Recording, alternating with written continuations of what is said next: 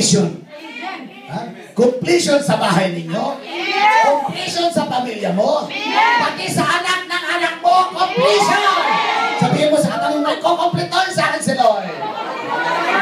Lakasan mo naman, lakasan mo, may kukumpletohin.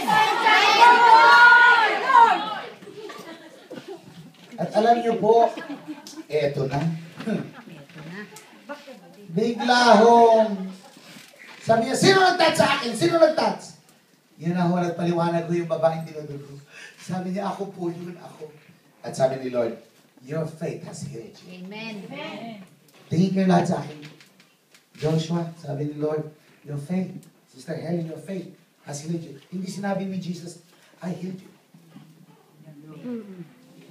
Mali din do. Hindi si Jesus nag-heal. The Holy Spirit.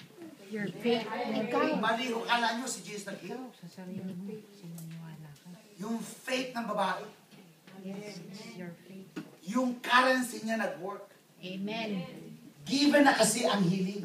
Amen. By the stripes of Jesus, nasugatan na si Jesus para gumaling ka. Amen. Kahit na nasugatan na siya, nagkaroon na siya ng mga lakay para gumaling ka. Pero kung hindi mo gagamit yung faith mo, hindi ka gagaling. Tama. Sabihin mo sa katabi mo, narinig mo yun.